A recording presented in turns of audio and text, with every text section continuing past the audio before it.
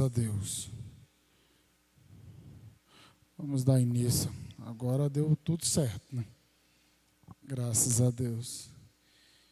Mantoinha, louva o Senhor com 2 hinos da APA, por favor. Glórias a Deus. Aleluia. Bendito seja Deus. Graças a Deus. Só o Senhor é Deus. Louvado seja o nome do Senhor.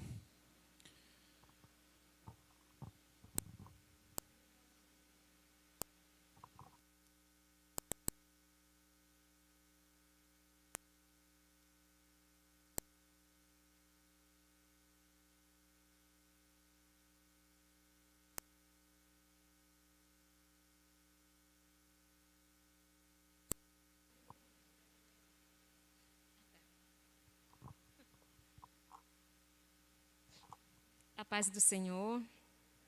Vou da igreja para nós estar louvando o hino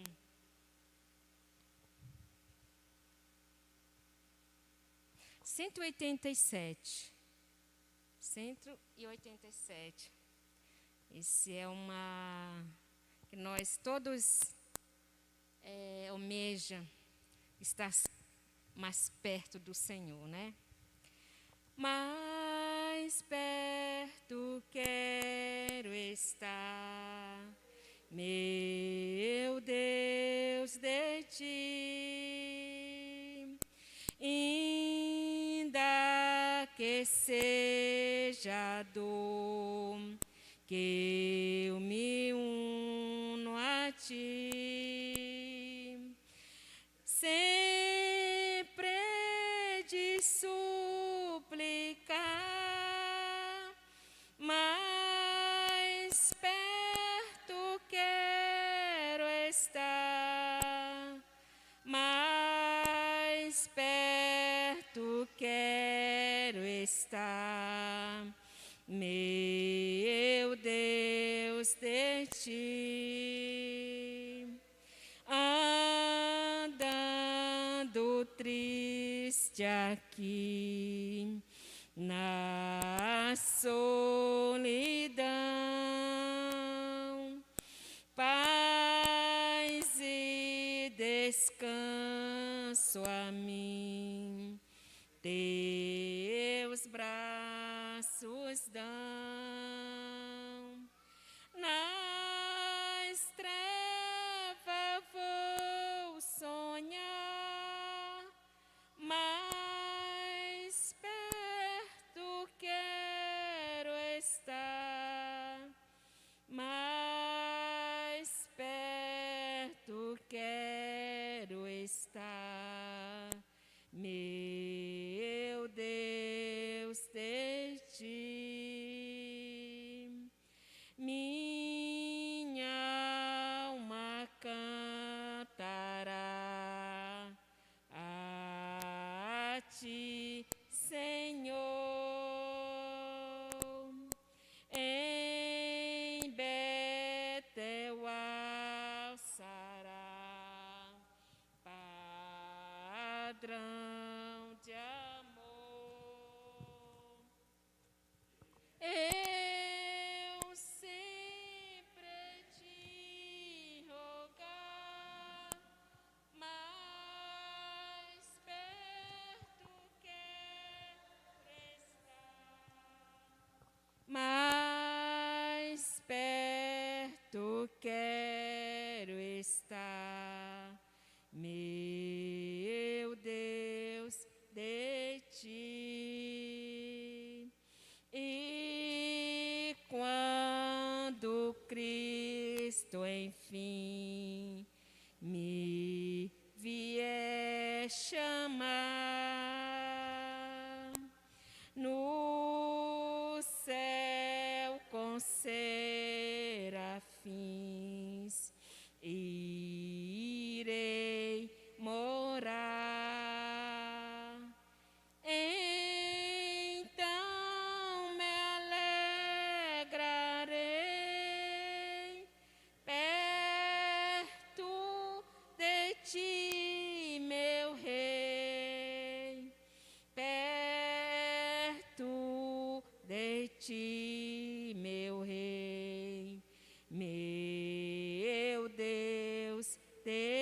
ti. Amém, Jesus.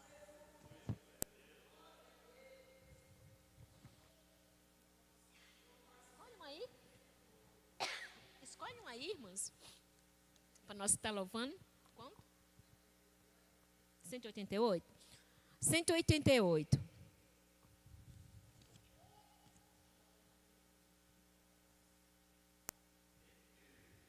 Ô, Martinho, eu não conheço. Esse eu não conheço. 192. Né? Sim, 192. Esse nós conhecemos, amém? Pelo mundo brilha a luz, desde que morreu Jesus, pendurado lá na cruz do Calvário. Os pecados carregou e de culpa nos livrou, com o sangue que emanou no Calvário. Pelo sangue, somos redimidos, sim. Pelo sangue carmesim, pelo sangue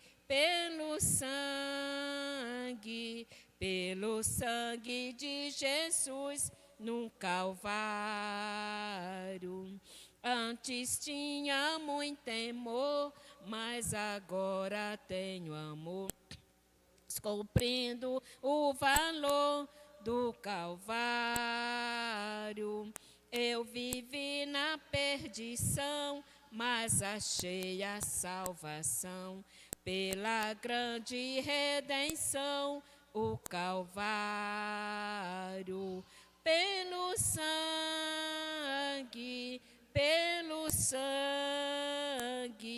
somos redimidos, sim.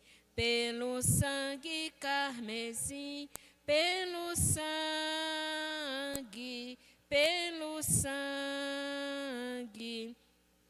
sangue de Jesus no Calvário. És um grande pecador, eis aqui teu Salvador, tema do bom pregador, o Calvário. O Cordeiro divinal padeceu na cruz teu mal e oferece graça tal no Calvário. Pelo sangue, somos redimidos, sim. Pelo sangue carmesim, pelo sangue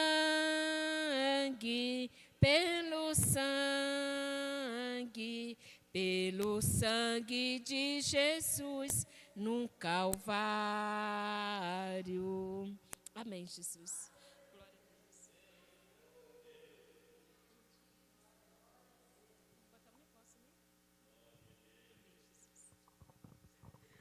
Graças a Deus. Glória a Jesus. Glórias a Deus.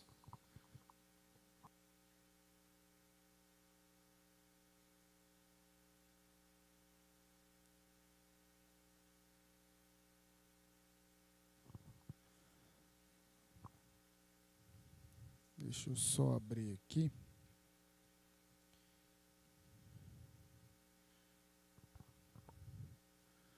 Glória a Jesus. Graças a Deus que nos dá vitória por nosso Senhor Jesus Cristo. Graças a Deus, nosso irmão Rena alcançou a vitória.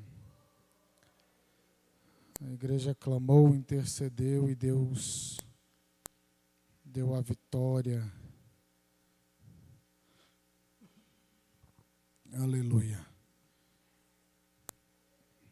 Como ele contou ontem, né? Deus lhe concedeu vitória. 1 Coríntios capítulo 4. Glórias a Deus. 1 Coríntios 4.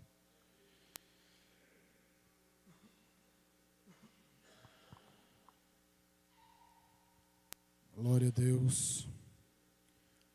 Bendito seja o nome do Senhor para todos sempre. Aleluia. 1 Coríntios capítulo 4. Glória a Deus.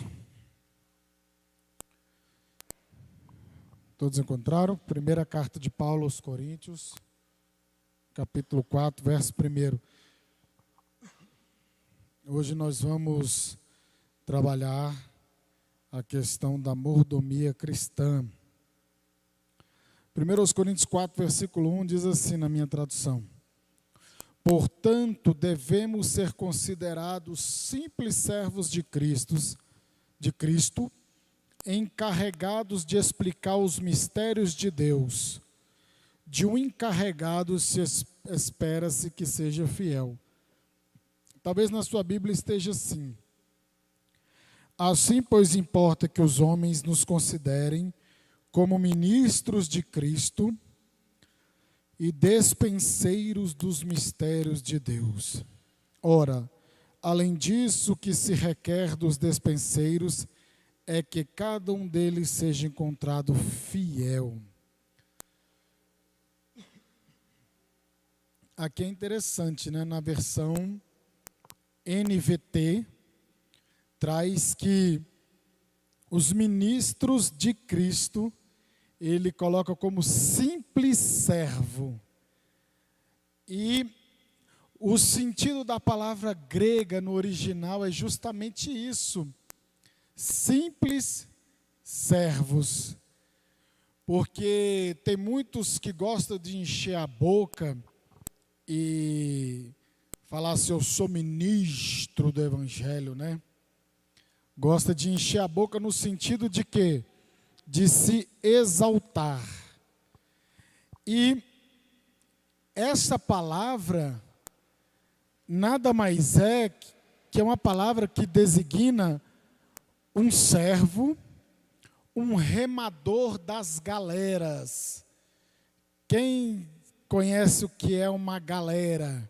Não é um bocado de jovem que se reúne e forma uma galera.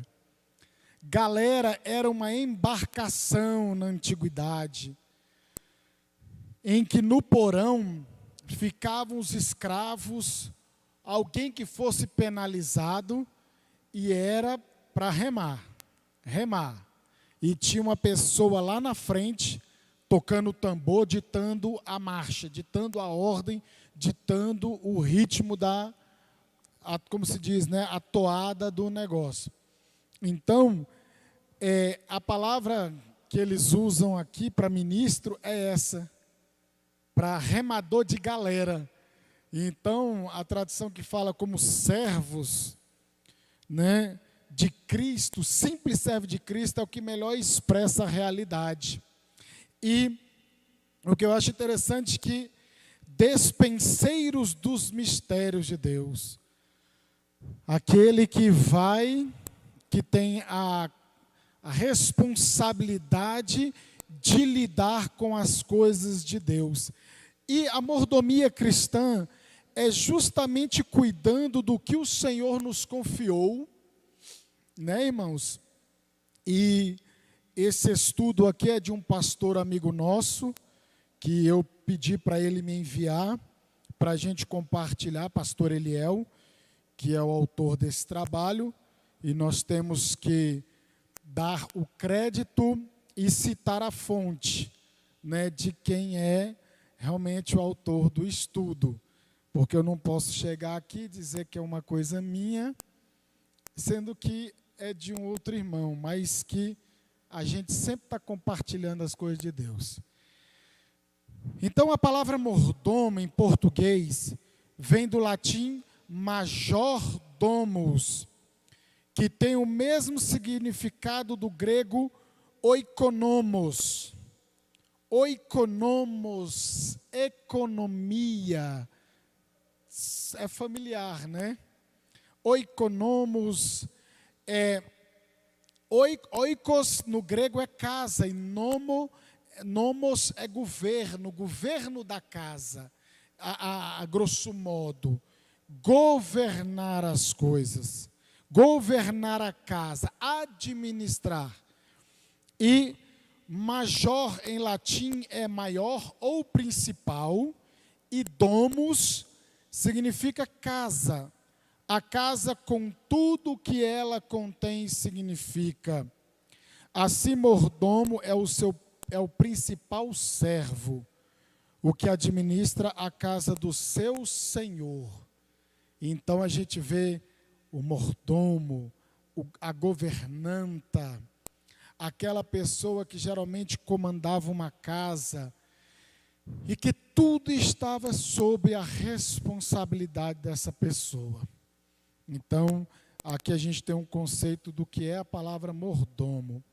E aí os aspectos da mordomia cristã, ela lida com o quê? A mordomia do tempo, a mordomia do corpo, a mordomia das finanças e a mordomia dos dons. Nós temos esses quatro aspectos da mordomia. A questão do tempo. Primeiro, o que a gente tem que ter em mente? Que a nossa vida na terra, ela é passageira. E como é passageiro, né, irmãos? O que era ontem, hoje já não é mais. Até ontem, pastor Wesley estava vivo, hoje já partiu para a eternidade. Então, você vê que a nossa vida ela é passageira. Ela é como um conto ligeiro, né, como diz a palavra. E primeiro livro das Crônicas, 29:15, ela vai dizer que é como a sombra. 29:15. Eu vou pedir à igreja que leia e eu vou repetir aqui no microfone para quem está em casa possa ouvir o versículo. Primeiro livro das Crônicas está no Antigo Testamento. É o verso 15. Está ali depois de primeiro livro de Samuel, segundo livro de Samuel, primeiro livro dos reis, segundo livro dos reis, primeiro livro das Crônicas. Primeiro livro das Crônicas, 29:15. Quem encontrou pode ler.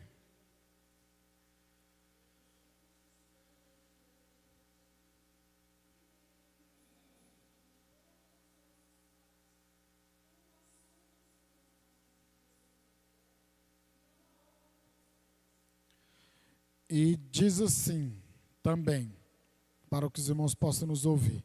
Somos estrangeiros e peregrinos na terra, como os nossos antepassados antes de nós. Nossos dias na terra são como uma sombra, passam rápido, sem deixar vestígios.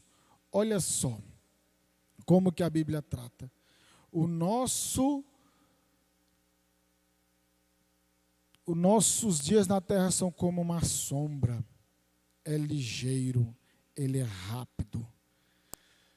É como um palmo. Salmo 39, versículo 4 e 5. Salmo 39, versículo 4 e 5.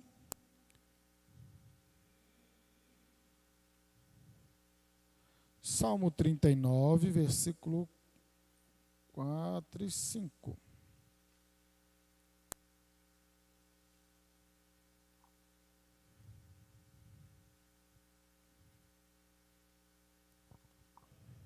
Trinta e nove, 4 e 5.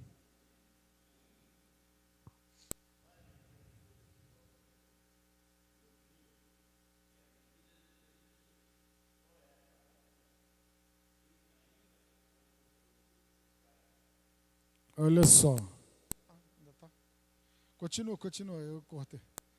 O 5 agora.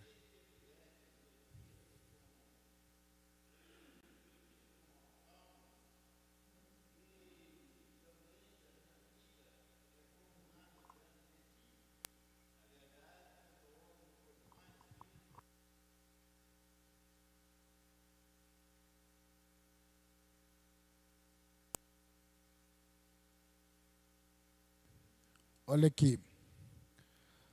Mostra-me, Senhor, como é breve meu tempo na terra. Mostra-me que meus dias estão contados e que minha vida é passageira. A vida que me deste não é mais longa que alguns palmos, e diante de ti toda a minha existência não passa de um momento. Na verdade, o ser humano não passa de um sopro.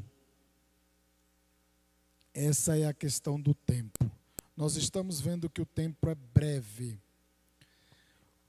Também como mensageiros apressados, Jó 9:25. O livro de Jó está quase no meio da Bíblia.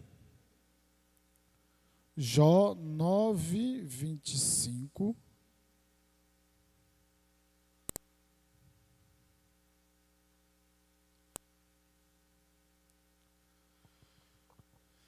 Essa versão aqui que eu estou usando é bem interessante. Ó.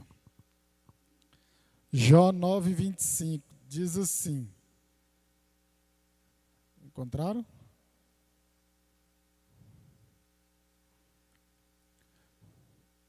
Minha vida corre mais depressa que um atleta, foge sem jamais ver a alegria. Olha só a rapidez, como Jó se expressava da brevidade da vida. Tiago, capítulo 4, verso 14. Tiago está lá para o final, quase em Apocalipse. Tiago 4, 14.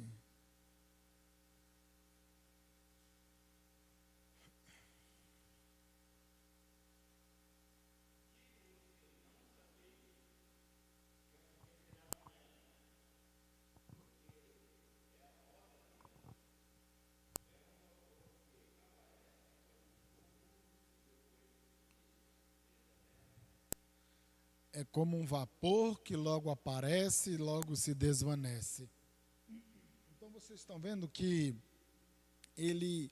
o tempo na terra, a nossa vida na terra, ela é passageira.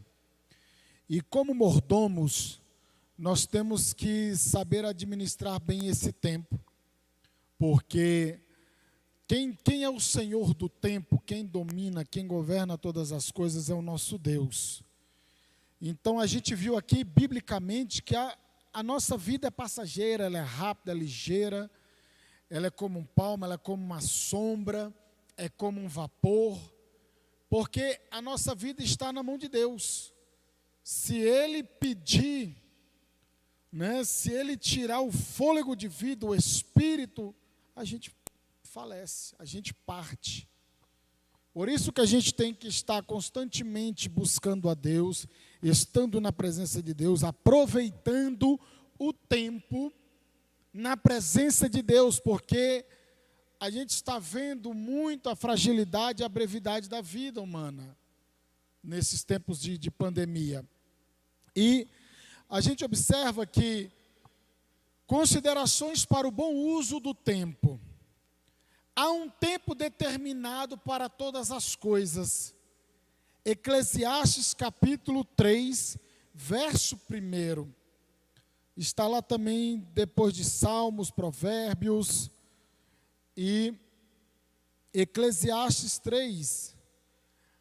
Não confundam com a Bíblia católica, que tem o livro de Eclesiástico. Tá? A nossa Bíblia tem Eclesiastes, não tem Eclesiástico. Não confundam alhos com bugalhos. Então, Eclesiastes 3:1, há um momento certo para tudo, um tempo para cada atividade debaixo do céu. Para tudo há um tempo certo. Então, nós temos que aprender isso, que para tudo Deus tem um tempo certo determinado para as coisas debaixo do céu. E nós temos que considerar todos os dias. Como considerar os nossos dias? Salmos 90, versículo 12. Salmos 90, verso 12.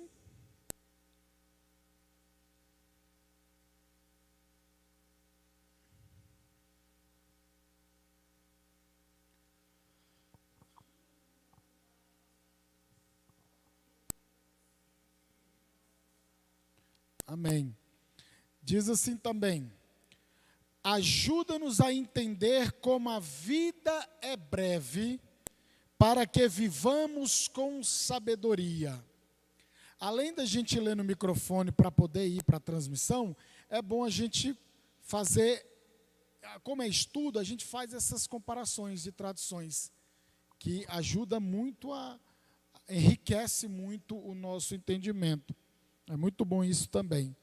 E aqui, ó, ajuda-nos a entender como a vida é breve, para que vivamos com sabedoria. E a Bíblia fala que a sabedoria, o temor do Senhor é o princípio da sabedoria, e apartar-se do mal é o entendimento. Se nós estamos vendo que a vida é breve, que a nossa vida ela é curta, estamos vendo que nós temos que considerar, aprender a viver com sabedoria. E como a gente deve viver? Na presença de Deus. Tão somente na presença de Deus, em nenhum outro lugar. Quem cresceu em um berço evangélico, como a gente costuma dizer, graças a Deus por isso que não teve o dissabor de conhecer o mundo.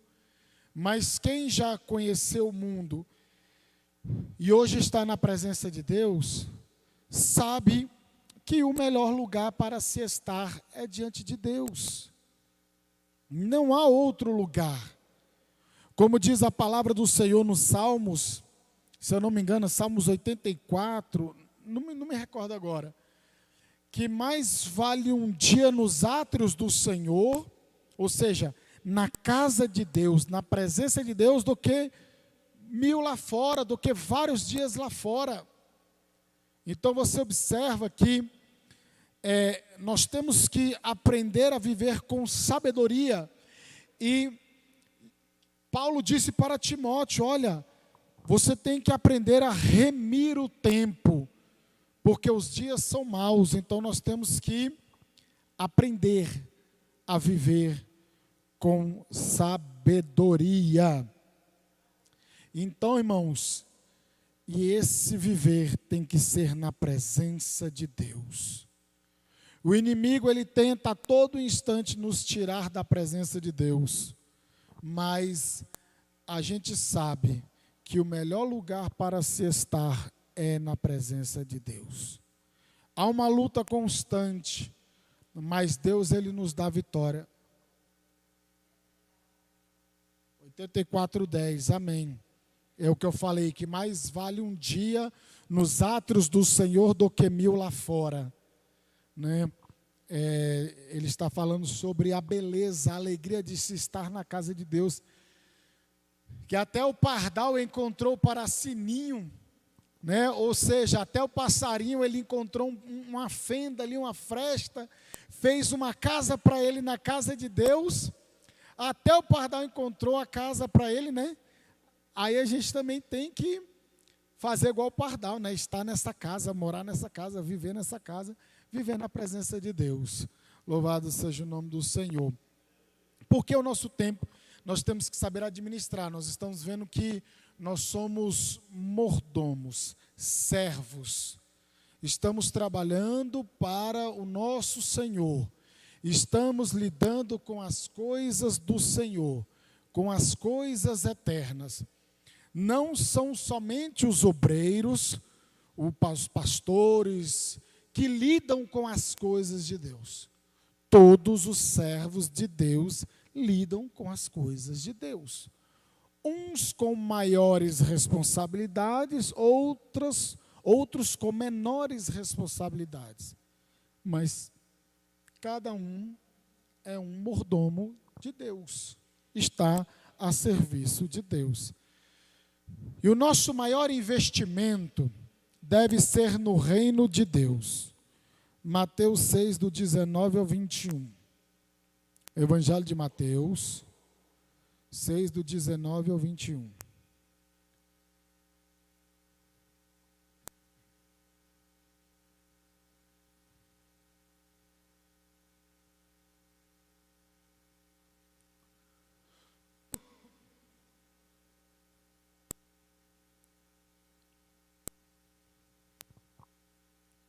Seis, 19 ao 21. Quem encontrou pode ler.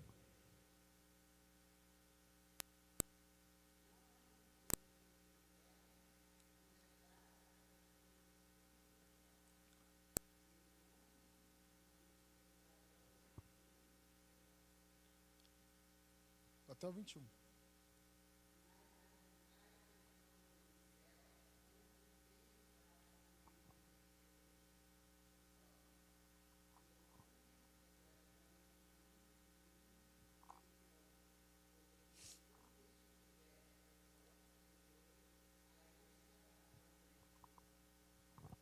Olha só, o maior investimento é no reino de Deus. Não ajuntem tesouros aqui na terra, onde as traças, a ferrugem os destrói, onde os ladrões arrombam casas e os furtam.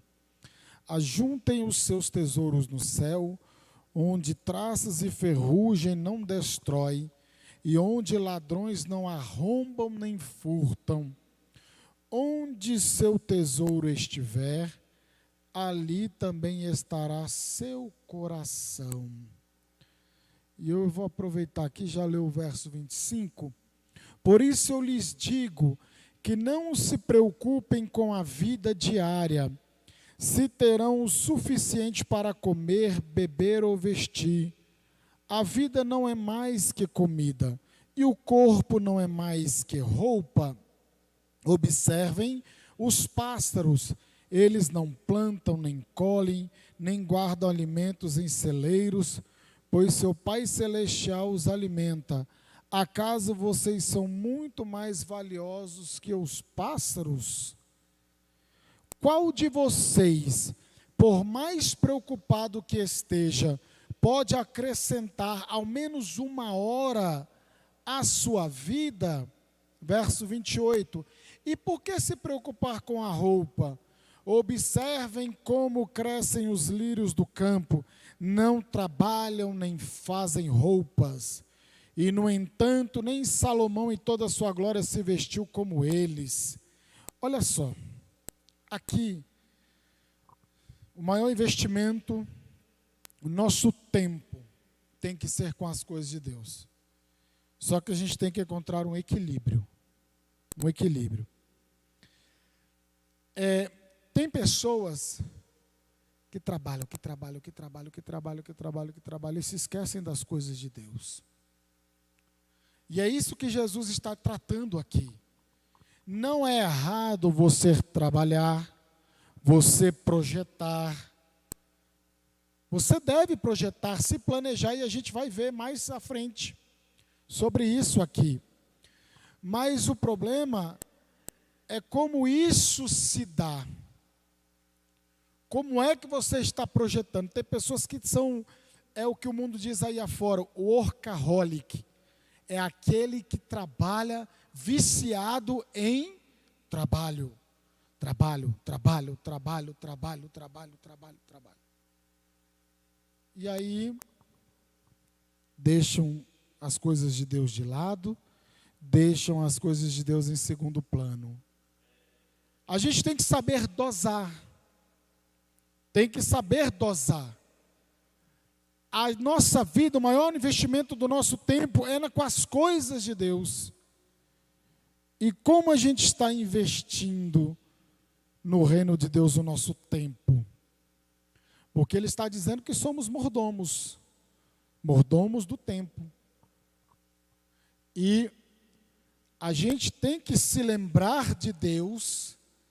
Eclesiastes 12, primeiro, Eclesiastes capítulo 12, verso 1, fala que lembra-te do teu Criador no dia da tua mocidade. Olha, lembra-te do teu Criador. Porque muitos esquecem. Trabalha, aquela coisa insistente.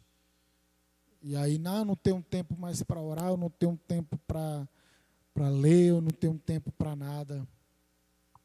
Mas vai chegar uma hora que essa pandemia não parou o mundo, não fez o mundo refletir, não fez o mundo ver o que é prioridade, o que realmente tem sentido, o que realmente, aonde que está o nosso coração, onde que está a nossa vida.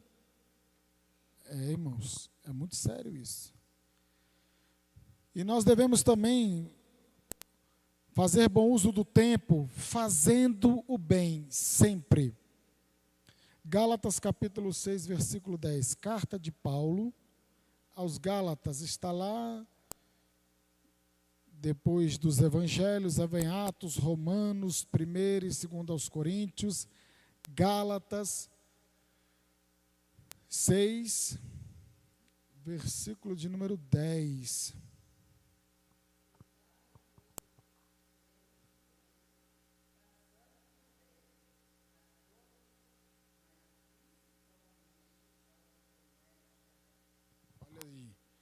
Por isso, sempre que tivermos oportunidade, façamos o bem a todos, especialmente aos da família da fé.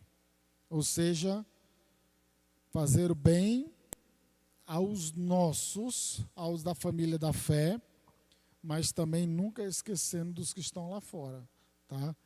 Mas a gente tem que ter sempre sempre que tiver oportunidade, faça o bem, faça o que é correto, porque disso Deus se agrada. E aí vem o problema da mordomia do tempo, que é a procrastinação. A gente tem uma mania de procrastinar. Que palavrão é esse? É fazer aquilo que tem que ser feito, e aí a gente empurra com a barriga. Misericórdia, isso aqui é uma coisa muito séria. A gente tem que fazer uma coisa hoje, não faz. Aí fica empurrando.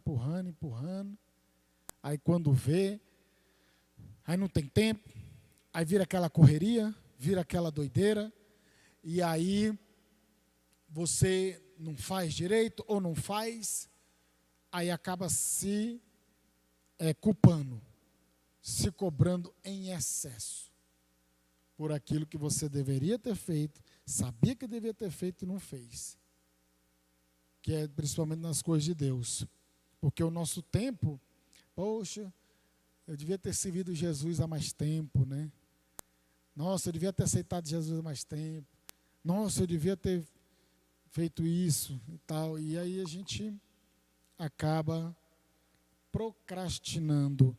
É aquele problema entre o que fazer, né? É aquele momento que você sabe o que tem que fazer até fazer. Isso aí a gente tem que procurar, em nome de Jesus, quebrar. Para, quando a gente saber o que tem que fazer, a gente fazer. Não ficar empurrando. Não, isso aí, qualquer hora aí, não. Faça o que a gente está vendo, que é a brevidade do tempo. A gente está vendo sobre isso. Vamos aqui, ó. Isaías 55, versículo 6. Livro do profeta Isaías.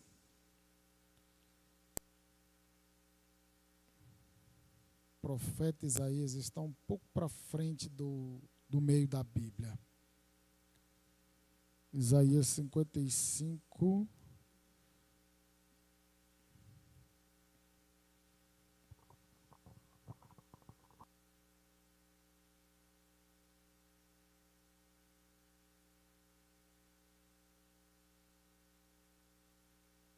Cinco, 6.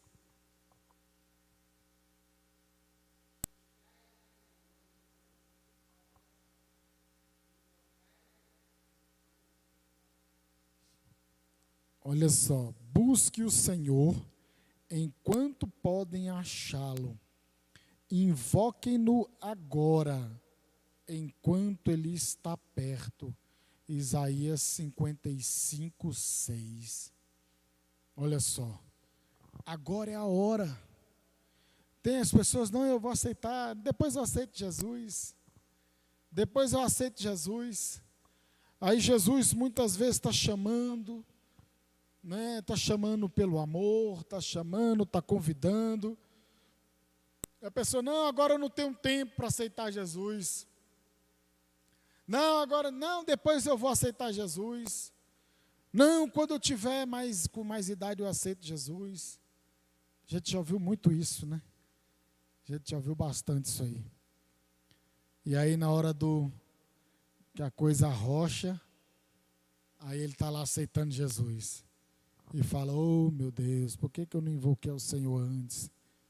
E ele está dizendo, invoque-no agora, enquanto ele está perto. É o tempo aceitável do Senhor. É o momento certo, é o tempo certo de nós aceitarmos a Cristo. Quem ainda não aceitou, é tempo de se arrepender e aceitar a Cristo. De entregar sua vida para Jesus. Porque o tempo está correndo. O tempo está passando. Hebreus 12, 16. Vamos ver. Carta aos Hebreus está mais para o final lá do Novo Testamento. Hebreus 12, 16.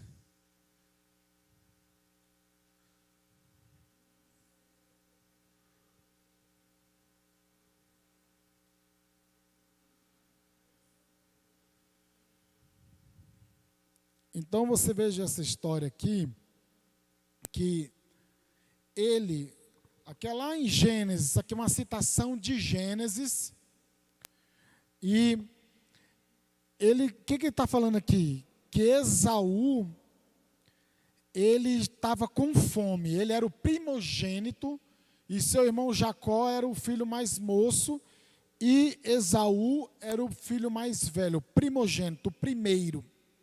E sobre o primeiro tinha uma porção maior da bênção. Tinha uma porção maior da bênção. Geralmente a herança era 1/3 da herança para o primogênito e 2/3 da herança, melhor dizendo, para o mais velho, 1/3 para o mais moço. A parte maior da herança era para o primogênito. Era o primogênito que ia dar sequência na família, levar o nome do falecido pai adiante. Ou seja, na cultura antiga, tinha uma responsabilidade muito grande você ser o primogênito. E Jacó, que o nome dele era usurpador, né? Ele era meio trapaceiro, meio assim. Aí o que ele faz? Ele prepara um guisado, ele prepara uma comida muito gostosa, e seu irmão Esaú chega do campo. E aí, ele com muita fome, Jacó falou, não, pera lá. Você está com fome? Então faz o seguinte, me vende o seu direito de primogenitura. Aí ele, o que é que me adianta desse negócio? Eu estou com fome, eu quero comer. Me dá aí esse negócio. E aí, a gente sabe da história, né? Que seu pai acabou abençoando Jacó no lugar de Esaú. Então, e ele perdeu, né, o direito de filho mais velho por uma simples refeição. Então, a gente não pode perder tempo e trocar as bênçãos de Deus, os privilégios de Deus, por coisas passageiras. A gente tem que fazer o bom uso do tempo. A gente não pode ficar perdendo tempo. Agora vem a questão da mordomia do corpo. E aí, a gente vai ver aqui, o que a Bíblia fala do nosso corpo. Foi criado por Deus. Gênesis 1, 26 e 28. Que criou Deus o homem do pó da terra e soprou no homem o fôlego de vida. Soprou nas narinas o fôlego de vida. E a mulher foi criada da costela do homem. Deus deu um profundo sono ao homem. E quando o homem adormeceu, ele retira um pedaço da costela e forma a mulher. Por que da costela? O que a gente costuma sempre dizer, para estar ao lado do seu esposo, para estar ao lado como uma ajudadora, uma auxiliadora. Esse é o papel da mulher.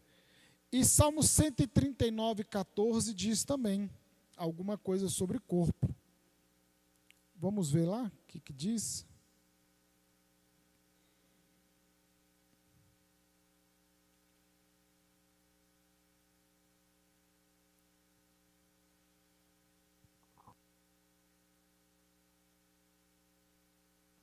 Salmo 139, 14.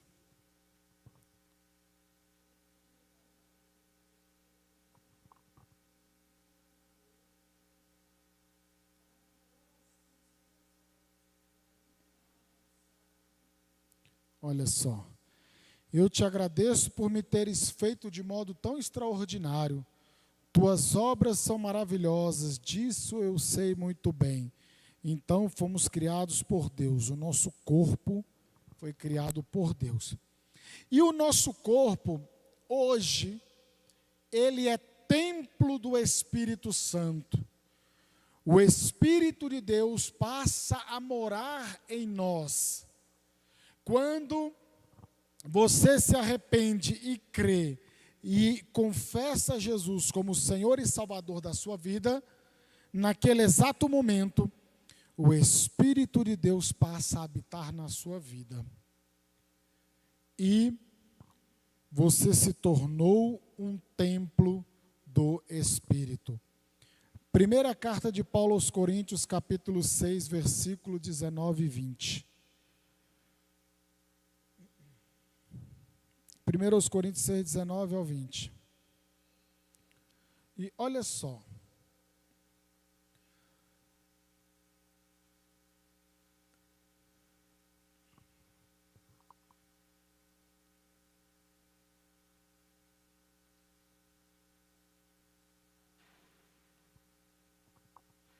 Seis, 19 e 20.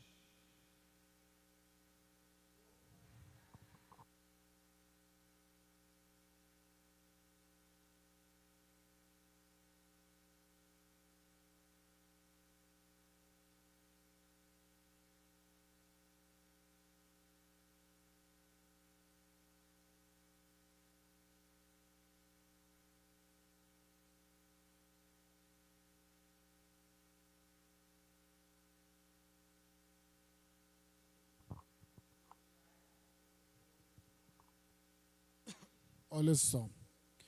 Vocês não sabem, o verso 18, ele fala assim, eu vou começar do 18, para a gente entender um pouco mais. Fujam da imoralidade sexual. Nenhum outro pecado afeta o corpo como esse. Pois a imoralidade sexual é um pecado contra o próprio corpo. Vocês não sabem que o seu corpo é templo do Espírito Santo, que habita em vocês, e lhes foi dado por Deus? Vocês não pertencem a si mesmos, pois foram comprados por alto preço. Portanto, honrem a Deus com seu corpo. Olha só. Nós somos templo do Espírito Santo. O Espírito de Deus, ele mora em nós. Mas a gente tem uma velha natureza, que ela, constantemente, ela quer tomar o lugar do Espírito de Deus. É por isso que nós temos aquela passagem do apóstolo Paulo sobre as obras da carne, fruto do Espírito, em Gálatas capítulo 5. A gente tem ali que a carne, ela vai contra o Espírito. Que carne é essa? Natureza humana carnal, pecaminosa. E tem água aí? Então, o que acontece? É como um cabo de guerra, que eu costumo dizer. Quem alimentar mais o Espírito, a vida no Espírito, a carne não vai ter espaço. Mas quem alimentar as coisas da carne, a carnalidade vai ter mais espaço. E a gente vai desagradar o Espírito Santo, a gente vai sujar o templo do Espírito Santo, que foi comprado por nosso Deus. Nós somos comprados pelo nosso Deus. Então nós devemos glorificar a Deus em nosso corpo. E aí a coisa ela é estreita. Porque os deveres que a gente tem para com o corpo, aí é onde, é por isso que a palavra de Deus, irmãos, ela corta para lá, ela corta para cá. E aí o pastor que me mandou, né, o meu amigo, ele falou assim: João, ou você acrescenta ou você tira alguma coisa que você quiser. Aí eu brinquei com ele: não, Eliel, não pode acrescentar nem tirar, né? Aí quando eu vi aqui, eu falei: vixe, Eliel, essa aqui eu vou tirar, é o alimento saudável. Olha só. Deveres para com o corpo, mordomia, nós estamos falando de mordomia, é você cuidar do corpo, porque o corpo é templo do Espírito Santo. Aí aqui, eu confesso que eu tomo uma peia de Jeová aqui, né? Alimentação saudável. Hoje, a gente tem passado por muitos problemas por causa da alimentação. E a obesidade, ela preocupa muito. Ela preocupa muito. E a questão inclusive, eu estou muito acima do meu peso. E tem que buscar a Deus, irmãos. Não é tão simples assim falar: emagrece. Porque se fosse tão simples, todo mundo emagrecia, era fácil, entendeu? Mas a gente tem o Espírito de Deus. E tem que buscar a Deus. Eu tenho que buscar a Deus porque tem aquele ditado, né? Crente não bebe, mas come, que é uma bênção, né? Aí você vai na casa dos irmãos, os irmãos só recebem a gente na cozinha. Aí é assim, só recebe a gente na cozinha. Aí é um bolo, é um café. Aí um dia desses fizeram uma linguiça frita abençoada, né? Defumada, com pimenta, e Coca-Cola. Aí você fala: misericórdia, Jesus. Aí você fica, né? Como é que você corre do negócio desse? Então, mas o que a gente come, eu como assim, realmente, eu como muito fast food, essas comidas industrializadas, mas graças a Deus, a gente lá em casa se alimenta muito de fruta e verdura, né? E graças a Deus, eu fiz recentemente agora um exame completo de hemograma, de hormônio, de tudo que imaginar. Aí viraram para mim e falaram assim: só a saúde está de bebê. Eu falei: glória a Deus. Mas a gente tem que vigiar, né, irmãos? E aqui eu fui fiel, né, irmãos? Eu tenho que ser fiel, né, naquilo que está ministrando. Eu não poderia tirar isso aqui, né? E ficar numa posição muito cômoda aqui com os irmãos, ficar de boa. Mas a gente tem que ser fiel, porque nós somos templos do Espírito Santo, né? E também outra coisa, higiene do corpo, da casa e das roupas, assim, evitando doenças. A gente também tem que tomar cuidado. E agora, mais do que nunca, a gente tem que se policiar com a higienização, né? Quem diria, quem tem um hábito, manteve, né? Acabou mantendo. Mas hoje, Quantas vezes a gente não lava as nossas mãos, não passa álcool na mão, lava na mão, passa sabão, e chega de casa e joga a roupa na máquina e lava, e que aquela coisa toda. Até nisso Jesus veio dar um jeito na gente, né? Porque nosso Deus é santo, nosso Deus gosta de limpeza, gosta de coisa organizada, e você vê, né, na Bíblia Sagrada falando sobre as vestes brancas, sobre a figura de uma noiva ataviada, porque a noiva ela vem de branco, aquela coisa, né, aquela pureza, aquela coisa que exala a santidade, exala a pureza de Deus. E o crente ele tem que higienizar o corpo, tem que higienizar a casa, as roupas, para evitar doenças. Ele tem que visitar o médico em caráter preventivo, tomar vacinas quando tem as vacinas, exames preventivos, e assim sucessivamente.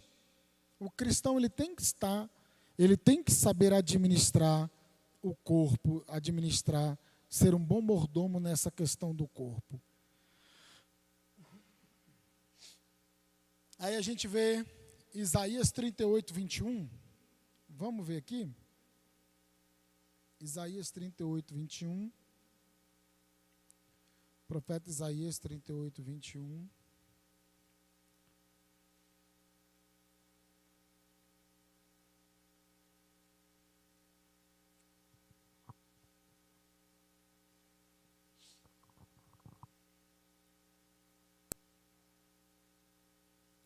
Isaías tinha dito aos servos de Ezequias: preparem uma pasta de figos e coloquem-na sobre a ferida, e Ezequias se recuperará. Então, o profeta Isaías, né, ele mandou os servos de Ezequias preparar uma pasta de figo, porque tinha o azeite, eles usavam muito azeite, né, para a questão de curar enfermidades, feridas, a pasta de figo, colocar sobre a ferida. Meu pai ele viveu quase 5 anos em cima de uma cama, por conta de um AVC que ele teve, e ele teve uma ferida chamada escara. É uma ferida que dá por conta da pessoa que fica muito tempo deitada numa posição só. E abriu um buraco violento. E aí, sabe como é que fechou? Sabe como é que fecha? Existe um óleo chamado Dersane. Eu não sei a composição dele, mas passou o Dersane, foi passando aquele óleo, e a ferida foi fechando. E em Israel se usava muito azeite, pasta de figos. Então você vê, o profeta poderia chegar assim: ó, Deus manda eu te dizer, você está curado. Mas também tem essa questão de que existem os exames preventivos, os remédios, que também é bênção, a medicina. O que Jesus disse? Que os sãos não necessitam de médico, mas os doentes. Não foi isso que Jesus disse? Então, Jesus veio para curar a ferida da alma, para curar o ser humano e livrá-lo da condenação do pecado, mas também, através do poder de Deus, pessoas também são curadas instantaneamente. Então, eu não posso simplesmente... não, Jesus, amém, Jesus vai te curar, creia, tenha fé nisso. Tenha fé nisso. E é assim que a palavra de Deus ensina. Mas tem medicamentos que não é maldição para a vida do crente. Aí tem medicações que já são problemáticas, né? Então, a medicina, esses são os deveres para com o corpo. Outra coisa, o descanso. A gente viu no começo, né? A pessoa que trabalha, esquece do reino de Deus. Aí a pessoa trabalha, esquece de descansar. O descanso, que diz o Salmo 4, se eu não me engano, Em paz eu me deito, né? Eu descanso e me levanto porque o Senhor abençoou. Então, o crente, ele tem que, o servo de Deus, o ser humano, independente de ser crente ou não, o ser humano precisa do sono reparador. Ele precisa descansar. Ele precisa dormir para recompor as energias para o batidão do outro dia. Porque um dia eu fui numa casa e a mulher estava totalmente à base de antidepressivo. Cheguei lá, a moça estava até assim, ó, chega cambaleando de tanto antidepressivo. Sabe qual foi a causa da depressão dela? Ela trabalhou 17 anos em uma concessionária sem tirar férias.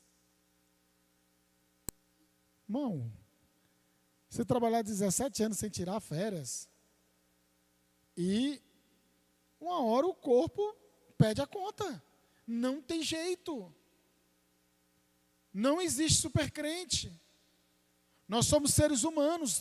A ação do tempo, a ação do pecado, a ação das coisas, a gente está sujeito. E a gente tem que acabar com aquela questão assim, pastor não tira férias. Pastor, ele tem que tirar férias. Uma vez um pastor, conversando com um pastor, né? Não, eu vou só ali 2 dias em Caldas Novas e já volto. Eu falei, pastor, que descanso é esse? 2 dias em Caldas Novas e já volto? Não, senhor, o senhor tem que ficar lá uns 5 dias. E ele tinha estrutura para deixar um obreiro 5 dias tomando conta da congregação. Ele tinha essa estrutura. Então a gente tem que parar com esse negócio, com esse pensamento. Pastor não tira férias. Pastor não pode tirar férias porque o diabo não tira férias. Né? Não, irmãos, tem que parar com isso. Né? O pastor ele tem que descansar, ele tem que ter um momento de repouso e energias. Porque o pastor, ou quem quer que seja, que está num cargo de liderança, que está ministrando, ele está o quê? Como despenseiro, mordomo, ele está dispensando. Ele está ministrando. Ele está, né, ministrando sobre a vida da pessoa. Ele precisa de uma hora se recompor. É igual aqueles camaradas que postam agenda, né? Nossa, hoje eu prego de manhã, de tarde, de noite. 30 dias do mês já está minha agenda fechada. Que hora esse cara tem para descansar? Que horas ele tem para a família? Que horas ele tem para Deus? Que hora? Aí ele começa a entrar no automático. Ele começa a entrar no automático. Entra de avião, sai de avião. Entra de ônibus, sai de ônibus. Entra de carro, sai de carro. Aí, que horas os caras vão meditar? Para receber coisas novas, para renovar a sua vida espiritual. Aí não dá, irmãos. Não dá. Existem vários livros de pastores andando com um tanque vazio, se eu não me engano, Wayne Cordeiro, Reset, Síndrome de Burnout, o Reset, o Refresh, são tudo livros de pastores que trabalhavam. E chegou uma hora que, deu um PT. Pá! E aí tiveram que ser tratados. Porque ninguém é máquina. O ser humano não é máquina. A gente precisa. E é bíblico. Vocês se lembram da passagem de Jetro? Jetro instruindo Moisés. O que Jetro disse para Moisés? Moisés, se tu ficar de manhã até no fim da noite, julgando a causa desse povo tudo, era aquela romaria para consultar com Moisés. Você vai ter um troço. Faz o seguinte, separa 50, 100 e 1000. 50 para julgar uma causa menor, 100 pessoas para julgarem causas mais ou menos, 1000 para umas causas mais complexas, e a que for mais difícil de todas, ainda fica o pastor, né? A mais difícil de todas. Né? E a que for mais complexa, aí tu resolve. porque senão você não vai aguentar. É bíblico. E aí ele falou assim, rapaz, não é que você está certo, né? E ele acatou. Moisés estava liderando quase 3 milhões de pessoas, irmãos. Agora tu imagina, sentar de manhã até de noite, ouvir esse povo tudo. Quanta ladainha esse homem não viu? Então não aguenta, irmãos. É carga emocional que a gente pega, é carga emocional que a gente recebe. Então, a gente precisa renovar, restaurar, resgatar. Olha só. Outra questão, deveres com o corpo. Usar trajes santos. A igreja hoje da modernidade está um caso sério. Está um caso sério. Trajes santos. Primeira carta de Pedro, capítulo 3, versículo 3 e 4. Lá no final. Quase chegando em Apocalipse. Primeira carta de Pedro, capítulo 3, versículo 3. Aqui fala para mulheres, mas a gente pega o contexto, o princípio que aqui é dito, para também aplicar aos homens, né? Porque tem muito homem que gosta de falar assim, de só jogar as coisas em cima da mulher, né?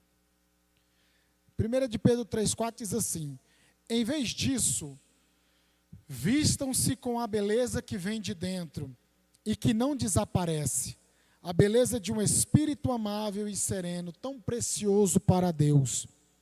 Era assim que se adornavam as mulheres santas do passado. Elas depositavam sua confiança em Deus e se sujeitavam à autoridade do marido. Então, usar trajes santos, você se vestir adequadamente. A gente não viu que a gente é templo do Espírito Santo? Nós somos morada de Deus.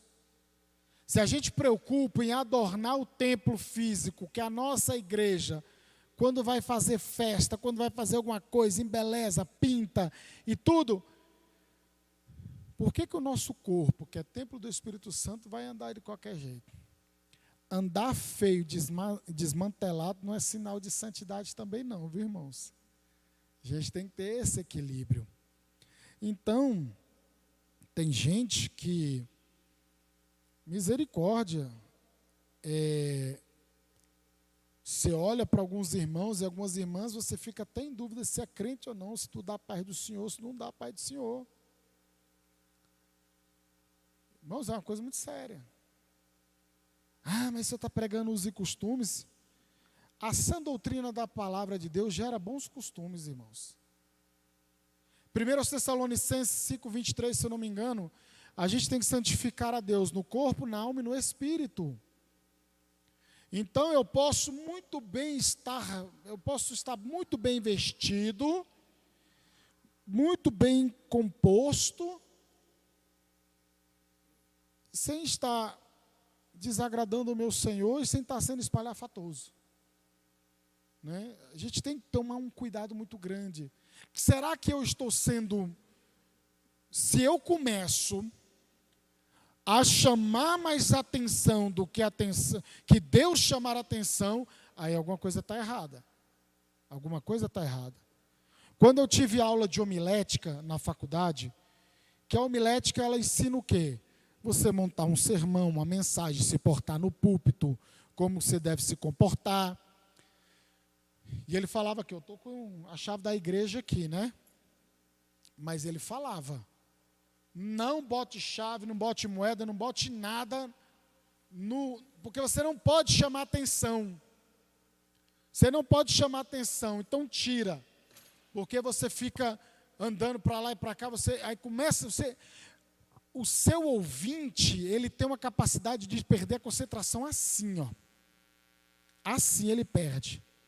Então, tudo aquilo que for para distrair, você tem que ter um cuidado. Então, a gente tem que se vestir de modo prudente, na presença de Deus, do jeito que Deus se agrada. Sabe? Se você vai para um evento, numa chácara, você se vesta né, de forma comportada, não vai usar aquelas coisas assim, né? Tanto o homem como a mulher, aquela coisa assim que mostra tudo, mas também não precisa também, até nas canelas aqui, não. Tem como você encontrar um meio termo, um equilíbrio, se ficar bem, né? Ficar muito bem. Então, com relação à questão de usos e costumes, irmãos, eu vi da Igreja Deus e Amor, eu era obreiro da Igreja Deus e Amor, meu trabalho de faculdade eu fiz sobre usos e costumes, analisei os usos e costumes na Assembleia de Deus. Então, assim, a gente tem que ter esse equilíbrio. Não pode ser tanto rigoroso demais, mas também não pode ser esmazelado também, né? Não, porque primeiro Deus ele age de fora, ou ele age de dentro, perdão. Ele faz uma transformação aqui dentro. Então o Espírito de Deus ele passa a me constranger. Não, isso não está agradando, isso não está legal, né? Aí homens, irmãos que postam foto no Facebook, esses negócios, vigia, gente, vigia. Sabe, antigamente o diário era uma coisa secreta. Hoje o Facebook é o diário da modernidade. Aí inverteu. Hoje o povo se expõe. Aí o povo posta lá no Facebook. Está uma moda de postação. Ô, irmão, Deus me perdoe, mas está uma moda de postação de crente em academia. Aí posta na frente do espelho, pega o celular e faz assim, né? Partiu o treino. Hashtag bombando. Aí as irmãs faz questão de, irmão, sangue de Jesus tem poder, faz questão de postar de perfil e pá. Sangue de Jesus tem poder, irmão. Nós somos crente. Vamos ser equilibrados. Quer fazer uma academia, que faça num horário de menos movimento, se comporte, né? Mas ficar nesse negócio de... Aí tá lá na praia com aquela sungona, aquele short meia coxa, né? Aí tá lá. Aí as irmãs no biquíni. Não, irmão, pelo amor de Deus. Oi?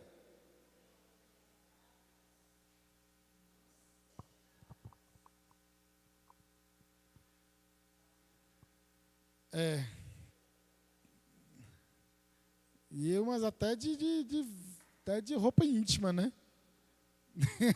Então, irmão, a gente não está querendo ser, né, salgado demais, mas a gente tem que ter um equilíbrio.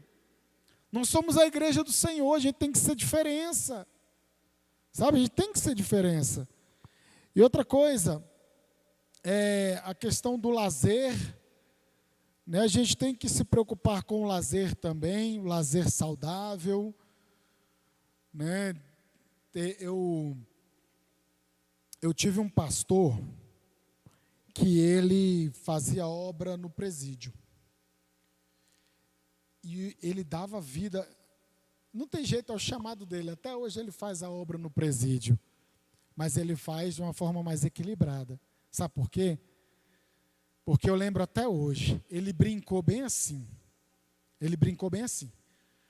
Irmãos, no púlpito pregando, eu entro em casa de ré, para já poder sair. Aí a gente deu risada, né? Porque ele era muito brincalhão, né? Muito descontraído. Aí ele virou um dia e falou assim: irmãos, meu filho virou para mim e falou: pai, será que eu tenho que ser preso para o Senhor me dar atenção? Será que eu tenho que... Ele disse que foi como um murro na cara dele. E ele mudou totalmente o jeito dele. A gente tem que... nós estamos buscando muito esse equilíbrio com a nossa filha. Porque ela é uma criança. Porque o que tem filho de pastor e de obreiro, de crente que está no mundo aí fora... porque era só igreja, igreja, igreja, igreja, igreja, igreja, igreja, igreja, igreja, igreja, igreja, igreja. Não é brincadeira. Tem muitos, infelizmente. É claro que também tem uns que quando ficam velhos, tomam suas escolhas, foram criados corretamente, foram ensinados no temor do Senhor, chega numa idade que acha que já é senhor de si mesmo, aí abandona tudo. Mas a gente tem que ter um cuidado muito grande de ter uma vida saudável. É igual a pessoa, eu estou ocupado, estou cheio de cargo na igreja. Cheio de cargo na igreja não é sinal de que você está santo, não. Que você está naquele foguete todo, não. Muita ocupação na igreja é bênção, mas não é sinal de que é espiritualidade, não. Tem que ser analisado isso. Outra coisa que a gente tem que deveres para com o corpo é a questão de fugir da prostituição. A questão da prostituição, da imoralidade sexual, de tudo aquilo que é imoral, a gente tem que sair fora, tem que cair fora. Porque principalmente a prostituição, a imoralidade, você está pecando contra o corpo, que é o templo do Espírito Santo. E não fazer uso dos inimigos do corpo, fumo, bebida e drogas. Fumo, bebida e drogas. A gente não pode, em hipótese alguma, mexer com isso. A gente tinha mais coisa para falar, mas o tempo já não deixa mais. A gente retoma terça-feira que vem, a gente retoma esse assunto. Porque tem a mordomia das finanças e tem outras mordomias que a gente tem que aprender. Então nós, como servos do Senhor, somos mordomos, somos servos, somos administradores das coisas que Deus nos confiou. O tempo, o corpo, a obra de Deus, as coisas aqui nessa terra. Amém? Então vamos buscar o equilíbrio para termos uma vida espiritual saudável e uma vida física também saudável. Amém? Irmãos, só aproveitando aqui, dia 1º de maio, tem esse carnê, você que... tem esse carnê, vai ter um sorteio dia 1º de maio de uma cesta de produtos de beleza, vários produtos de beleza, e elas são R$10, né? Agora dia 1º de maio, né? Já estamos, misericórdia, o tempo está voando, está vendo? Da brevidade do tempo, já estamos em maio, e o sorteio vai correr agora. Qual é a finalidade desse sorteio? É para a igreja adquirir todo aquele material, aquelas ornamentações que a pastora Betinha tem, para ajudar a serva do Senhor, e para a igreja ter esse material, para quando a gente precisar fazer aqui, ou precisar dar um suporte numa congregação, a gente ter esse material para a gente poder utilizar, e também está... E ela está, além de ajudar a pastora Betinha, ela fez uma condição bem bacana para a gente. Então, é único exclusivamente para isso, tá? E tem também a outra cesta de chocolate, né? Do dia 8 de maio vai ter um encontro de casais aqui na igreja. Vai ter o evento que a irmã Ana Paula e o Cleiton estão preparando. Vai ser num sábado, dia 8, porque dia 9 é o dia das mães, né? E vai ter um sorteio de uma cesta de chocolate. Então, procure minha esposa e vamos abençoar a obra de Deus. Amém? Quinta-feira, quarta-feira pela manhã, melhor dizendo, nós temos círculo de oração. A Laís vai pregar? Quinta-feira eu estou vendo se o Marcel prega aqui. Só tenho que ajustar, né? Aproveitar que eles chegaram do México. Estão com bastante bênçãos para contar. E Quinta-feira eu vou ajustar com ele, eu tive conversando com ele, vou ajustar para ver se ele prega aqui quinta, porque sexta ele já viaja com o pastor Boanerges, né, vai ter um mutirão na igreja ali em Brasilândia de Minas, uma das nossas congregações, ali pastor Abdon. Então eles vão lá fazer mais uma etapa lá do mutirão para abençoar a igreja do pastor Abdon. E o nosso ministério é uma benção, irmãos. Faz os mutirões, ajuda, constrói. E quando vê, a igreja já está pronta, já está tudo, benção para a glória de Deus. E sábado nós temos oração de 5 às 6 da manhã, escola bíblica dominical de 9, a partir das 9, e o nosso culto de louvor e adoração no nome do Senhor. Fique de pé em nome de Jesus.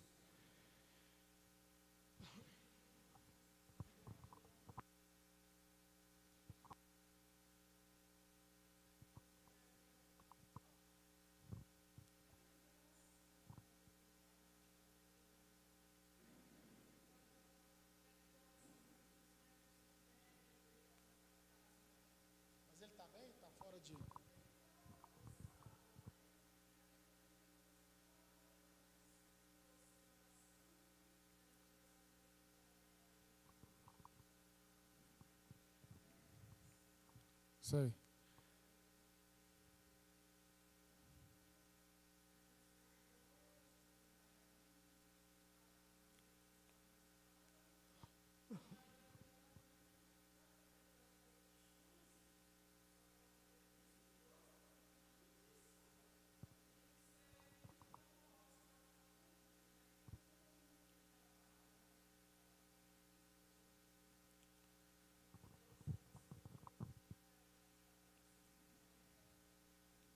Amém. Vamos orar ao Senhor. Glória a Deus.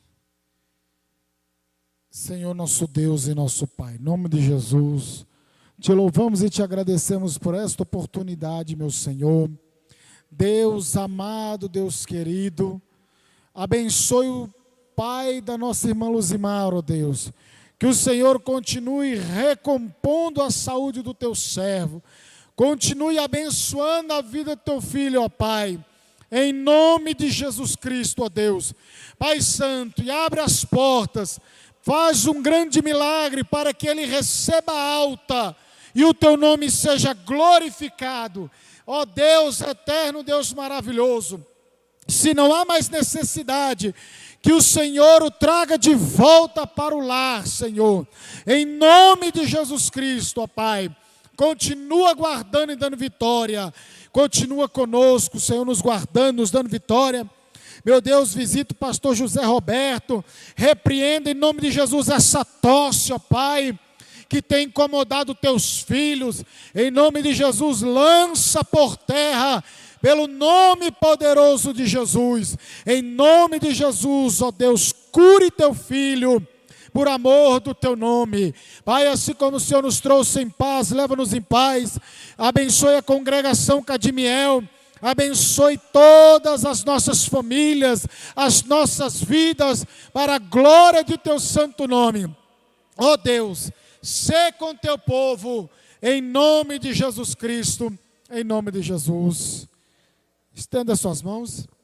Que a graça de nosso Senhor Jesus Cristo, o amor de Deus nosso Pai, a comunhão e a consolação do Espírito Santo seja com todos, todos digam amém.